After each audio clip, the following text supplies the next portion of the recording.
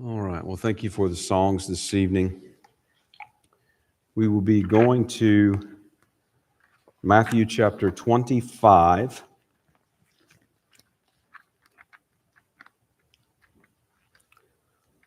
So we are continuing our series through the Gospel of Matthew. This is now message number 64 of this series, entitled Ready and Waiting.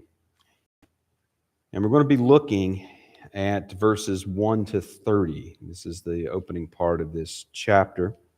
I'm going to read verses 1 and 2 as we get underway. So Matthew chapter 25, beginning verse 1. Then shall the kingdom of heaven be likened unto 10 virgins which took their lamps and went forth to meet the bridegroom. And 5 of them were wise, and 5 were foolish. Now, back in the days when I played Little League baseball, and for our young people, that was back in the 1900s. So back when I played Little League baseball, there were no mercy rules. There were no pitch counts. There were no devices for managing games that ran on too long. If it got really, really bad, I guess a coach could sort of forfeit at some point, though I don't recall that ever happening. In some of those games, the pitching was so bad that these games were literally decided on walks. That's how those games were won and lost. So in those kind of situations, being marooned in the right field meant spending many hours in the hot sun with little to no hope of fielding a ball during the game or being involved in anything resembling action. It was easy to get distracted. There'd be some kid riding his bike along the fence, and you'd be watching that, or maybe there'd be some cool Camaro pull up into the parking lot or something, that you'd look at for a while. And every now and then, you might have an insect on your glove, and so you'd watch it crawl. And you had to entertain yourself in those days. And every now and then the coach would holler out of the dugout, look alive. Sometimes they'd say, look alive, outfield. Sometimes even specifically, look alive, right field, if they caught you kind of dazing off. But staying alert in right field was challenging.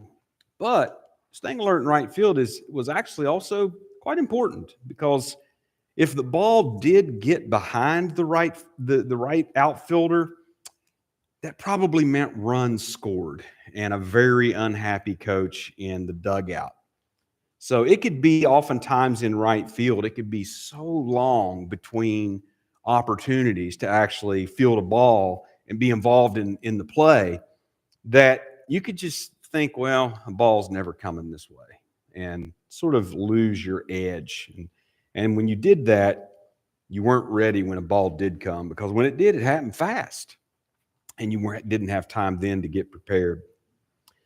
Well, waiting for something that seems like that it's taking a very long time can be challenging.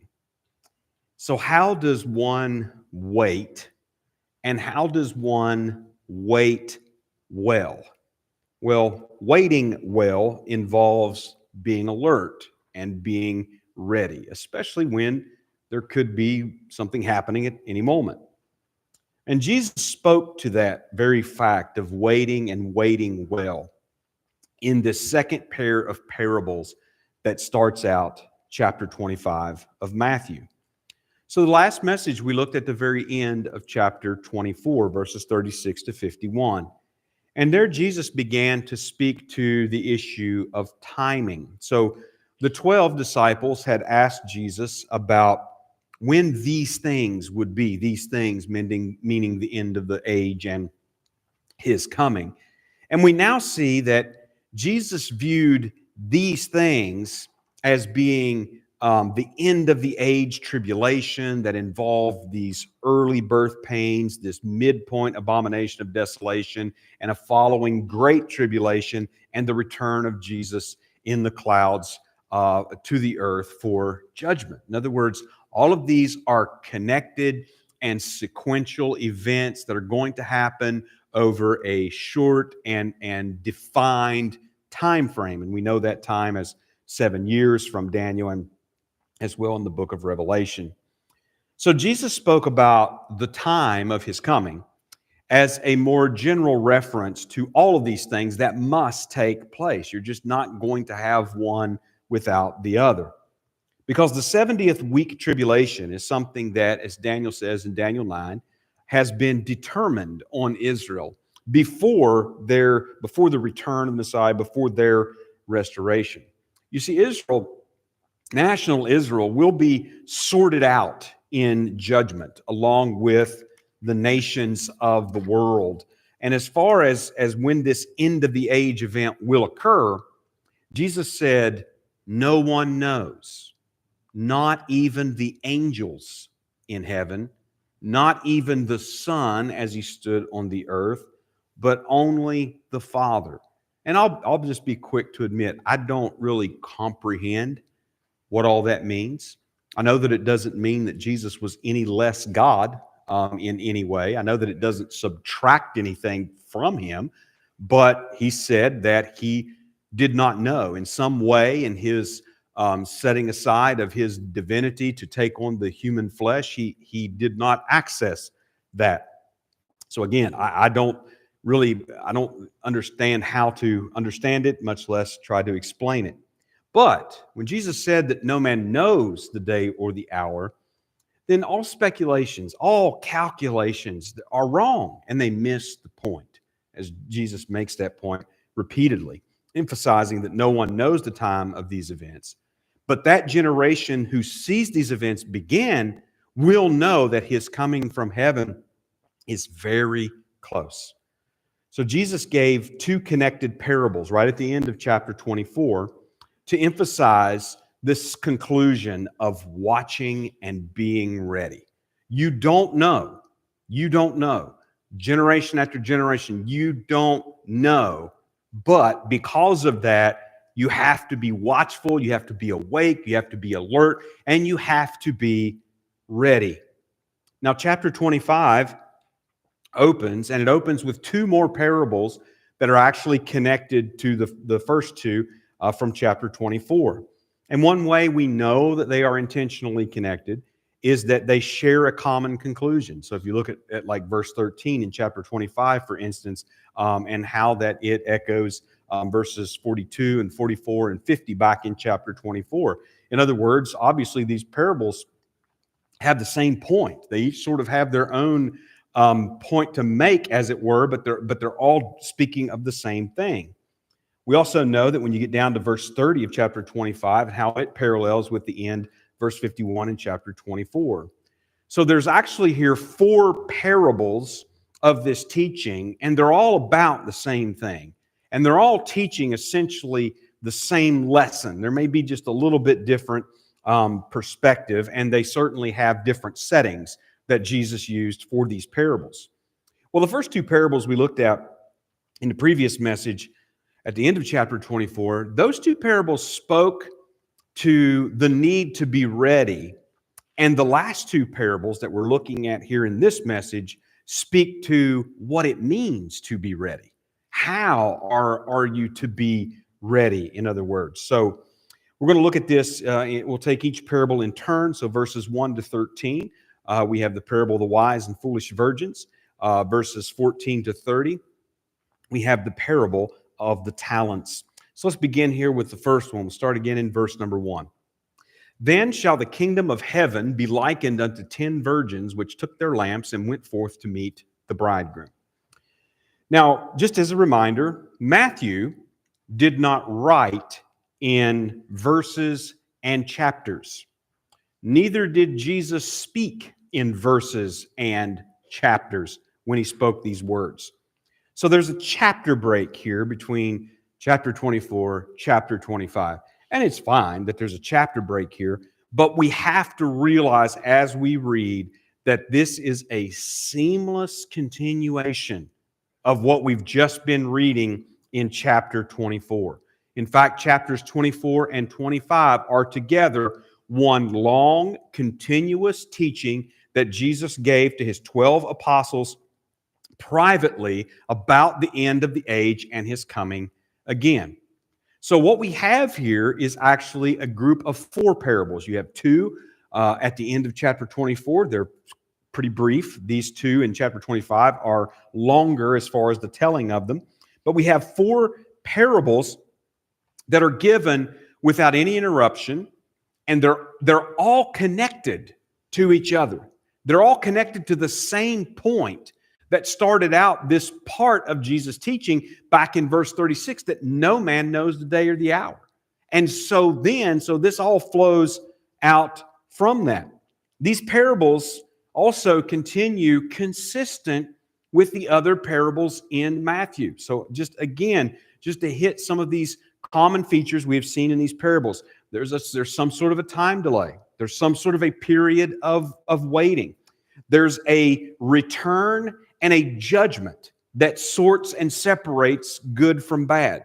Now, sometimes this sorting and separation is even emphasized in the parable itself before the return by contrasting between good and bad. So like the parable of the 2 sons.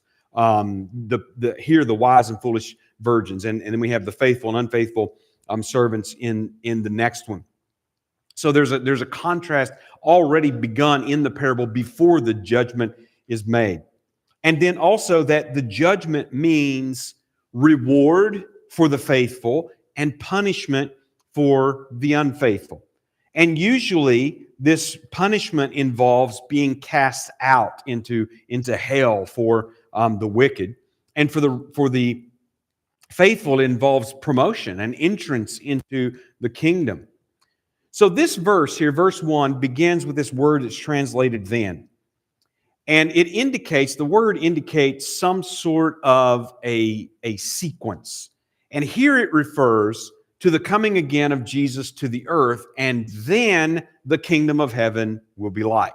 So in other words, this, Jesus is saying, is what it will be like. And again, a parable is a likening. It is making a comparison, a certain analogy between 2 things. This is what it will be like after these events that we read about in chapter 24 take place, and Jesus has returned to the earth to establish the kingdom. This is what it will be like then, is what Jesus is saying here. Well, the setting for the parable is a typical wedding of the day. And again, we've talked about this a few times as we've gone through Matthew, but weddings in those days and in that culture of Judaism in particular at that time, they were a 3-step process. So you had the first step was the arrangement, which often happened when the proposed bride and groom could be quite young, children actually, and was arranged between the families. The second step in the process was the engagement or the betrothal, where the 2 actually signed a contract. It was actually a legally binding agreement. In a betrothal ceremony, they were considered legally as husband and wife, but they had not yet consummated the marriage or lived together as husband and wife. So in between that and the next stage, which the last stage was the wedding ceremony and the feast and consummation of the marriage. Well, so in between this engagement or betrothal and this last stage could be a long time. It could be months. It could be a year, and I think a year was pretty customary. But it could be a little longer than that as well, just given the time and travel and what all might be involved. And so during this time, there were some things that was happening. On the one hand, the bridegroom, the husband, was making preparations for the wedding and for their life together, oftentimes involved maybe the building or the purchasing of a home or perhaps maybe some family home that's being fixed up or added on to. In some way, he's preparing a home for him and his wife to live together. And during this time, the bride typically stayed with her parents or some family, I suppose, if her parents were not living at the time. And she would be making her preparations toward the upcoming wedding. So when the time drew near for the actual wedding ceremony, the bride would be at her parents' house, and she would have called her bridesmaids to be with her. Now, these bridesmaids were customarily, according to the custom of the day, there would be 10 of them. And they are referred to here as virgins, and they were typically young, unmarried maidens, and they would be her bridesmaids, and they would be with the bride at her parents' house, waiting the coming of the bridegroom, because his coming was soon. When the bridegroom would come, then the bridesmaids would go out to meet him. One of the jobs that they would do, they would go out to meet him, and then they would proceed to the bride's parents' house to meet the bride, and then the bride would go with her bridegroom, and typically they went to the bridegroom's parents' house, which is where the wedding ceremony would take place, and the feast and festivities and such would take place, as there would sort of be a processional there. All right, so the setting for this parable is at this very last stage where the betrothal's already happened, all those things have already happened, and now it's time, and the bridegroom is expected. So the bridesmaids who have been with the bride would have gone out to meet the bridegroom for the processional back to the bride at her parents' house. Now, the word for lamps that is used here most likely refers to a torch, what we would call a torch. It would be sort of a longish kind of pole that would have cloth that would be wrapped real tightly around one end. That cloth would be soaked in oil, and then it would be lit to burn, and to burn slowly and to give off light for a good while. So that tells us that it was either dark or it was soon to be dark when they set out. Verse number 2. And 5 of them were wise, and 5 were foolish. Jesus said that there were 10 of them, which again was a customary number. And like in the other parables, he's noting a difference between them. 5 of them, half of them, he calls wise, and half of them he calls foolish. Verses 3 and 4. They that were foolish took their lamps and took no oil with them, but the wise took oil in their vessels with their lamps. So here, Jesus explains the difference between the wise and the foolish. They all had their torches, but the foolish had brought no extra oil for their torches, and the wise had some extra oil.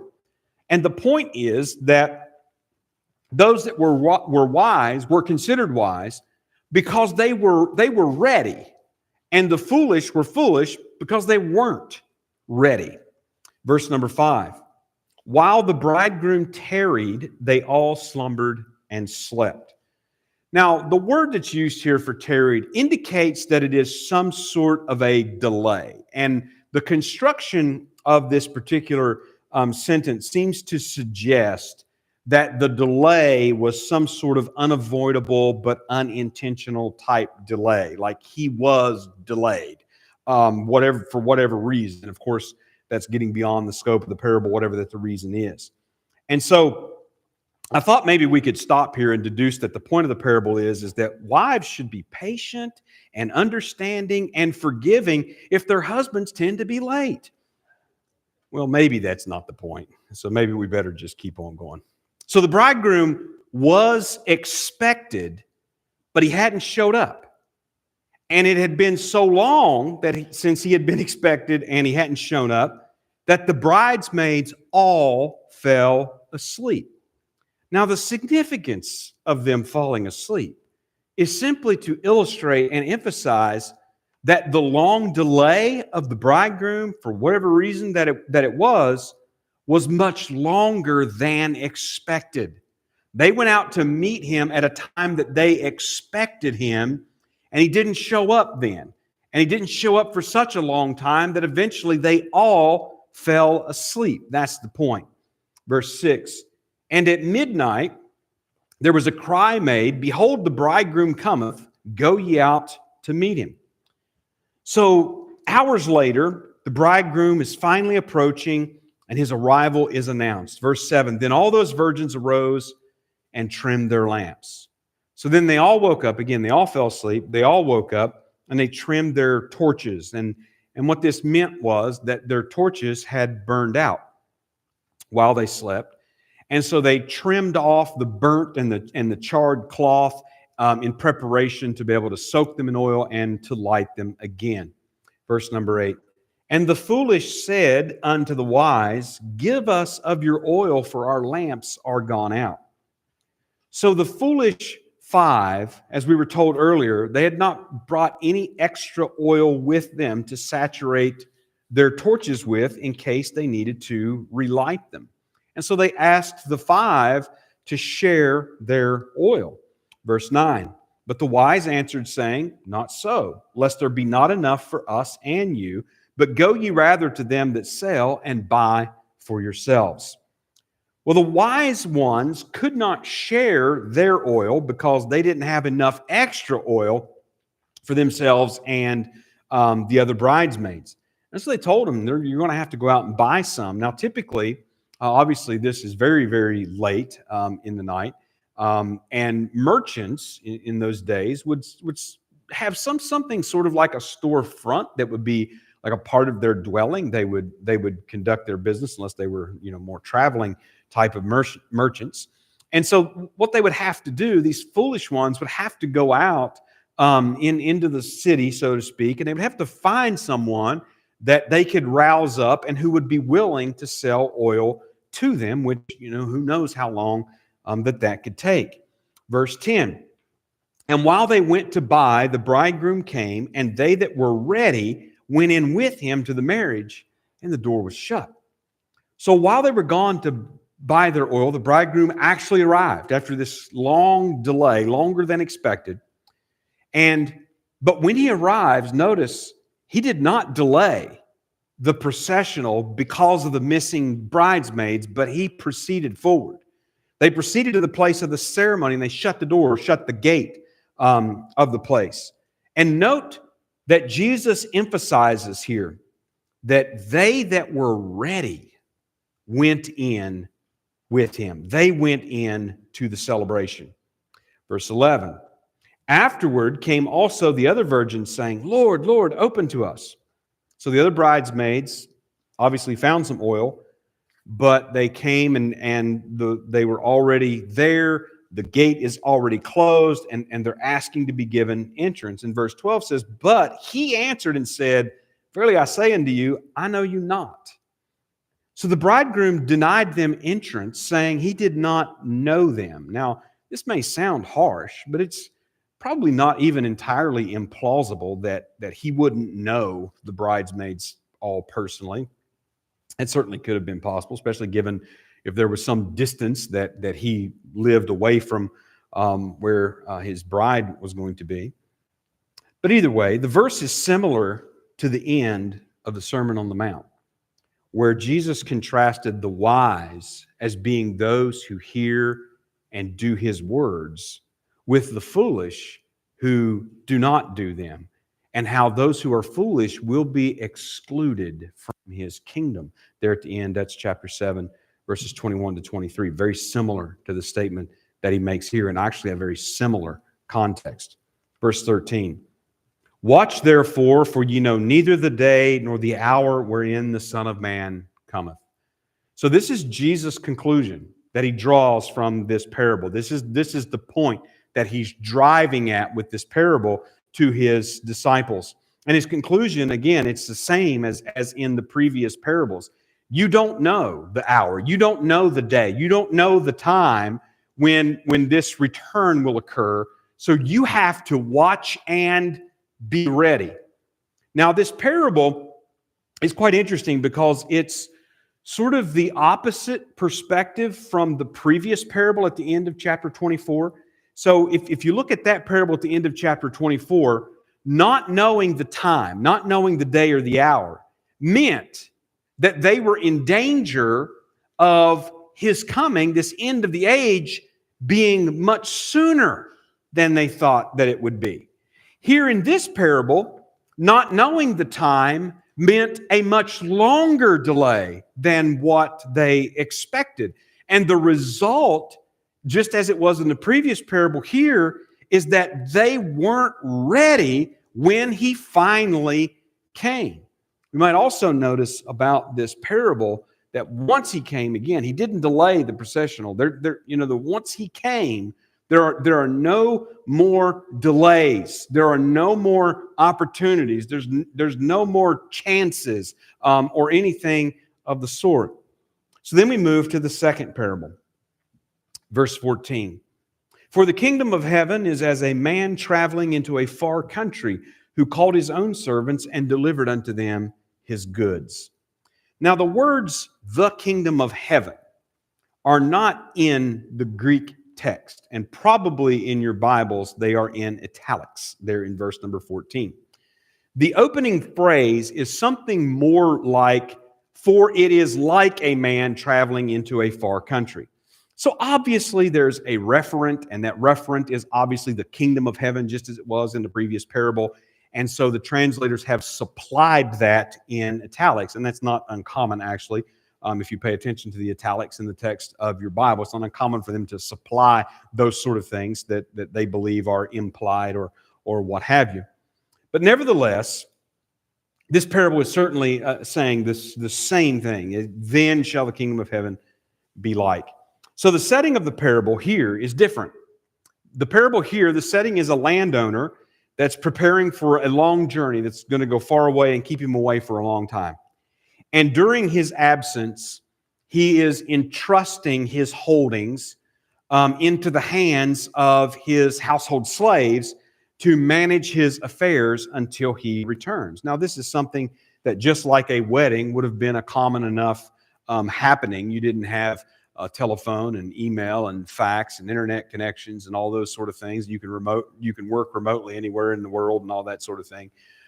You went away, you had to leave someone in charge of your business, of your property, and so on. So a very common setting, very easily understandable. But this also sets us up immediately, traveling into a far country, obviously going to be gone for a long time, because again, travel wasn't quick and easy in those days either. So immediately Jesus sets up what is a common parable motif of this time delay. We've been talking about it. It's created by someone going away and going to be away for a long time and going to return later. It's so frequent in these parables that we might even call it sort of literally a parabolic trope that Jesus has created. But we have seen it time and time again. Verse 15. And unto one he gave 5 talents, to another 2, and to another 1, to every man according to his several ability, and straightway took his journey. So the distribution is explained, and he uses here another very common motif in these parables. There's a difference that's made between the servants and what they received and what they were responsible for. So one servant receives 5, another receives 2, and another receives 1, and so on, according to the abilities of these servants. There's no special significance in the numbers themselves. They provide a way to track which servant is which, and also what each receives in rewards later. And finally, then, the master left on his journey to be gone a long time. Let's look at verses 16 to 18. Then he that had received the 5 talents went and traded with the same and made them other 5 talents. And likewise, he that had received 2, he also gained other 2. But he that had received 1 went and digged in the earth and hid his Lord's money. So here we see the activities of the servants once the master has departed on his journey. And we're getting a highlighting of the differences between them. So the first one had received 5 talents and makes a profit of another 5 talents. The second had received 2 and he makes a profit of another 2. But the last one, he had received 1 and he decided to hide it, to hide what he'd received in order to protect it from any loss. Verse 19. After a long time, the Lord of those servants cometh and reckoneth with them. So once again, Jesus is emphasizing this long time of delay, which again he revealed previously to his disciples as the mystery of the kingdom. Much like this previous parable, this long delay. Now, the word that he uses for reckon is a word that means to take account. The point is that when he returned, his first order of business was to call his servants and to take an account of each one of them and what they had done with their responsibilities while he was away. Let's look at verses 20 and 21. And so he that had received 5 talents came and brought other 5 talents, saying, Lord, thou deliverest unto me 5 talents. Behold, I have gained beside them 5 talents more. His Lord said unto him, Well done, thou good and faithful servant. Thou hast been faithful over a few things. I will make thee ruler over many things. Enter thou into the joy of thy Lord. So the first gave his report. He's gained 5 talents beside the original 5 he was given, and he's praised. And he's praised for his faithfulness. And he was promoted to a greater position, and he was granted to enter into the joy and blessing of his master because he was obviously ready. Verses 22 to 23. He also that had received 2 talents came and said, Lord, thou deliverest unto me 2 talents. Behold, I've gained 2 other talents beside them. His Lord said unto him, Well done, good and faithful servant. Thou hast been faithful over a few things. I will make thee ruler over many things. Enter thou into the joy of thy Lord. So the second gave his report. He gained the 2 talents beside the original 2 he was given. And he likewise was praised for his faithfulness. He was also promoted to a greater position and granted to enter into the joy and blessing of his master. So you notice in this parable that both of these servants, though they received different amounts and they gained different amounts, they both essentially received the same reward.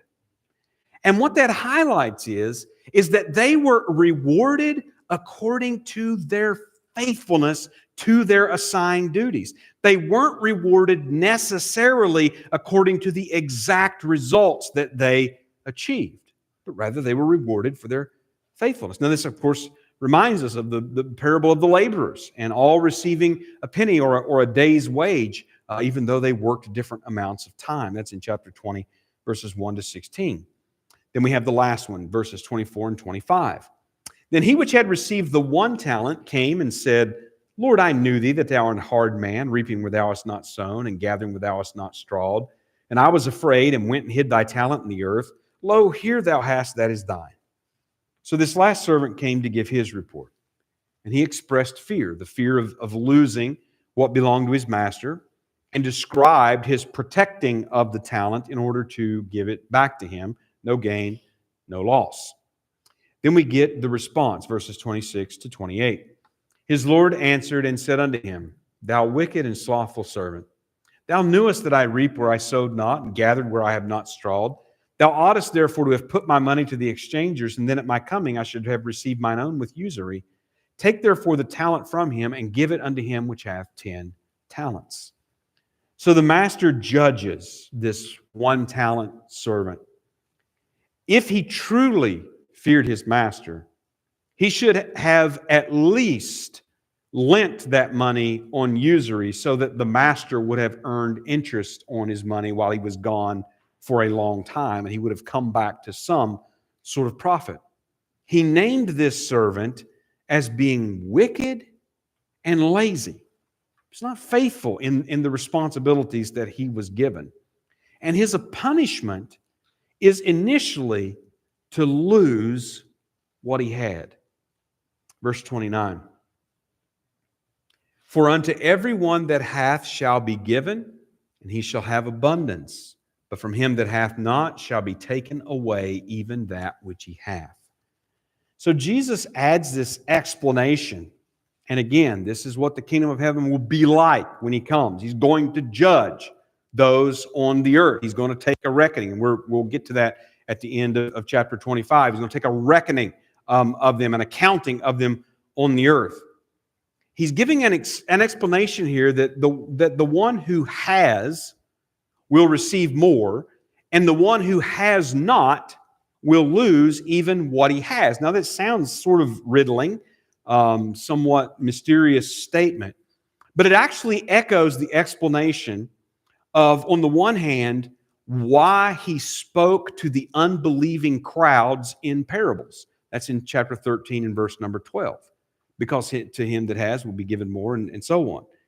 And he also is echoing the judgment on the wicked tenants in chapter 21 and verse 41. You remember, these were the ones that were responsible for the vineyard, and the master, sends to receive the produce. He sends his servants, and he sends his son, and they kill his son. And ultimately, he's going to respond by going and taking vengeance on those wicked tenants and giving the vineyard out unto others. So what this sayings indicated in the places that they are used here, as well as chapter 13, chapter 21, that generation of Israel to whom Jesus came would lose what they had because of their unbelief and disobedience. Well, you say, well, what do they have? Well, what they had was they were heirs of the kingdom by family lineage. They're descendants of Abraham, Isaac, and Jacob. And you remember all the way back in chapter 3, John warned them, don't comfort yourselves saying that we have Abraham to our father. Don't comfort yourselves in that physical descent from Abraham, Isaac, and Jacob. They were heirs of the kingdom. In one place, Jesus referred to them in chapter 8 as the sons or the children of the kingdom. They were heirs of the kingdom. That's what they had, but that was lost. In fact, it was taken from them, and it was lost through unbelief. And then we get the final word here in verse 30, and cast ye the unprofitable servant into outer darkness, there shall be weeping and gnashing of teeth. So the final judgment on this worthless servant is being cast out into outer darkness. Remember, the faithful servants entered into the joy and the blessings of their master, and the unfaithful servant is cast out and into a place of darkness and weeping and gnashing of teeth, just like we saw at the end of chapter 24 in verse number 51. And we looked at this morning when we were looking at that, we looked at the places where that phrase is used and how it always speaks of a judgment of being cast out and excluded from the kingdom and being put into hell. It's always that separating judgment and that punishment that comes. So again, this parable highlights that judgment separating between the righteous and the wicked, and we might say the ready and the unready. So the first two parables of this group of four emphasize the need to be ready because no man knows the day or the hour. These last two parables that we looked at here this evening describe what being ready looks like when the day and the hour seems much, much farther off than expected. Well, there are warnings that abound in these parables about being careless and being heedless of the coming of the end of the age and the return of Christ. It'll come sooner than we might think, and we also tend to think that, well, it's going to come much, much later. And what does being ready mean? Well, being ready means repentance and faith and faithfulness unto the end. All right, that's all of our message for this evening. We will close with a hymn.